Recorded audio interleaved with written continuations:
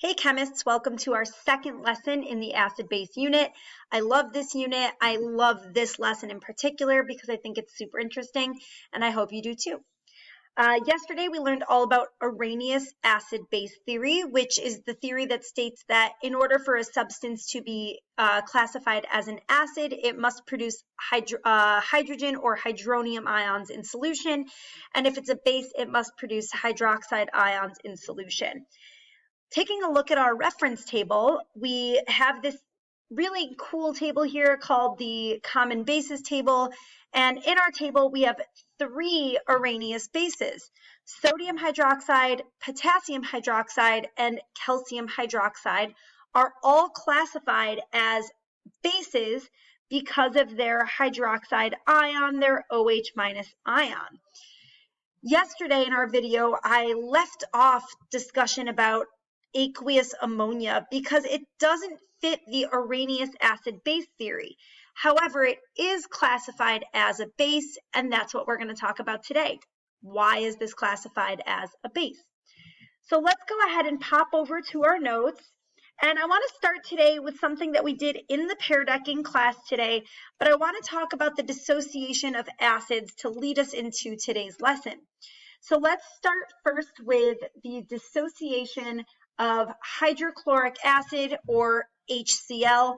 And again, if you need help with these names of the acids, you can use reference table K to help you determine the formula of an acid. So hydrochloric acid is HCl, and if it dissociates in water, okay, then we've typically written this as something like this, with H2O above the line producing H plus aqueous and Cl minus aqueous, okay?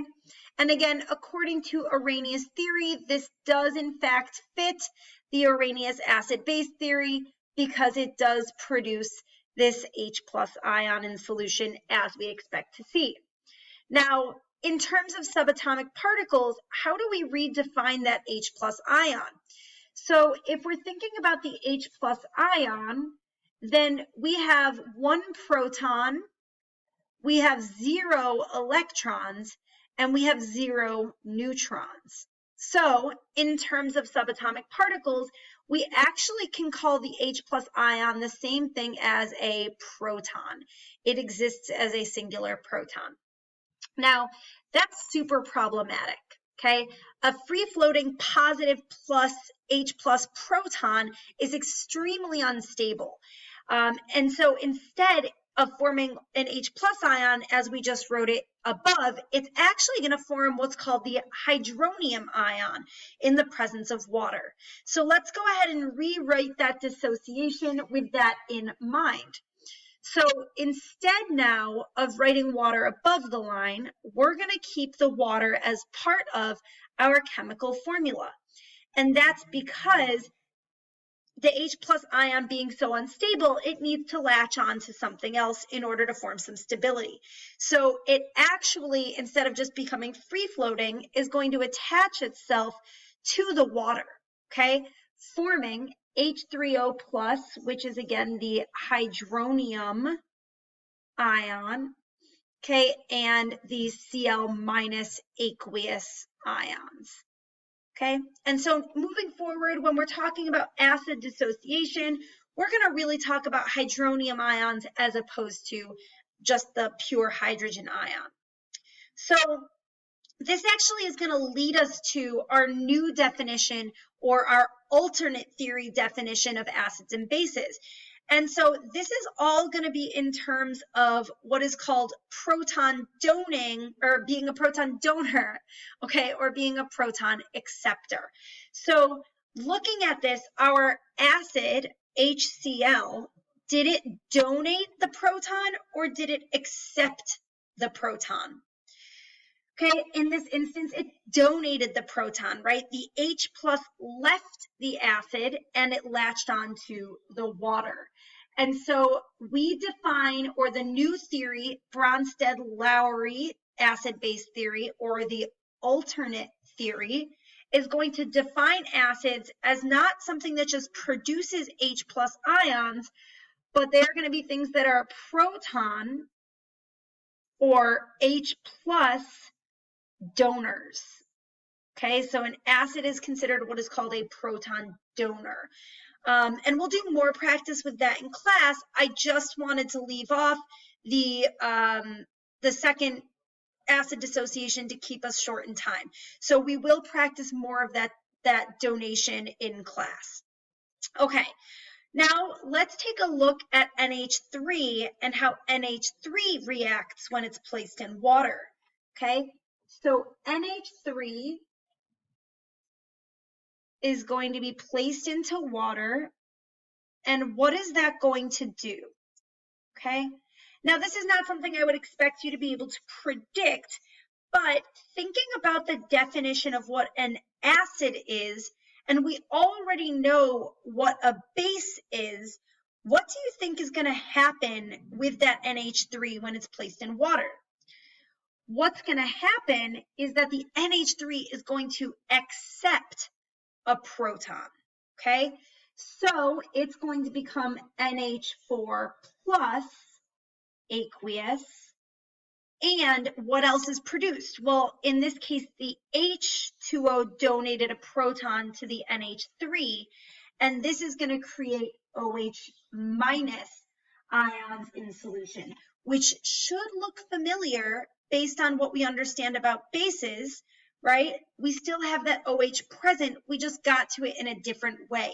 It didn't come from just the dissociation of the base, it came from that NH3 accepting a proton. So this leads us to our definition, our secondary definition of bases. Bronsted-Lowry or alternate theory bases are going to be proton or H plus acceptors, okay? And so as we start to analyze reactions, we have to pay attention to which substance is donating an H and which substance is accepting that H. So let's go ahead and practice together, okay? In this reaction, let's label the acid and base based on the Bronsted-Lowry definition. So we need to pay attention to where the H is going, okay, from the reactants to the products, okay? So looking at our reaction here, okay, we are going to start first with analyzing this HNO2 and what that becomes going from reactants to products, okay? So HNO2 becomes NO2. In order from HNO2 to become NO2 minus, did it give up a proton or did it accept a proton? Okay, and we have H2O becoming H3O plus. So did the H2O donate a proton or did it accept a proton? So HNO2 is going to become NO2 minus, and in order to do that, it's going to donate a proton to the H3O, or I'm sorry, to the H2O plus, okay? So we have H plus, this is the donor, this is the acceptor, okay? So going back to our definitions then, is HNO2 an acid or is HNO2 a base? Our proton donors are the acids, okay, and our H2O or our acceptor is our base, okay? So we have here our acid and we have our base, okay? Now, we've only considered the forward reaction. We can also take a look at the reverse reaction because remember, if I have a double arrow here, that means the reaction is going in both directions. So in the forward reaction, our acid is HNO2 and our base is water. And what about in the reverse reaction, which is our acid and which is our water? Okay, so in the reverse reaction, let's take a look. Okay, we have H3O plus becoming H2O, and we have NO2 minus becoming HNO2. So in order for H3O plus to become H2O, does it accept or does it donate? Okay, well, in order for H3O plus to become H2O, it has to lose or donate that H plus. So we have our H plus moving from HNO3, or I'm sorry, from H3O plus to NO2 minus to form H2O and HNO2. Okay, so we have our donor and we have our acceptor. And so if we label these, okay, we now have our acid and we have our base. Okay, now you might be thinking, well, that's really confusing. How do I differentiate between acids and bases in the forward reaction and acids and bases in the reverse reaction, right? If somebody asks me which is the acid, how do I know which one I'm going to pick? And the answer is that we actually have a different name for the acids and bases in the reverse reaction. Okay, we call these the conjugate base and the conjugate acid.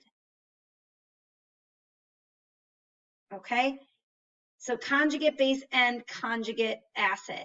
And so we can abbreviate that CA and CB, but the acid and base is always the forward and the conjugate acid and conjugate base are always the reverse. So the conjugate acid base pair, here's something else that's really interesting. If we look at our acid, HNO2, I want you to notice that HNO2, our acid, becomes NO2, which is our conjugate base. Okay, so your acid always becomes your conjugate base, and in similar fashion, your base is going to always become your conjugate acid. Okay, so a conjugate acid base pair, by definition, is going to be a pair of substances related by loss or gain of H plus. And again, your acid becomes your conjugate base, and your base becomes your conjugate acid. Okay? All right, so let's practice this concept of conjugate acid bases in the reaction below. Now, here's something that's really tricky. In our reaction, we have water and water reacting to form OH minus and H3O plus. It's hard to distinguish which water donates and which water accepts, okay? However, what we can do here is label either as an acid or either as a base. It doesn't really matter.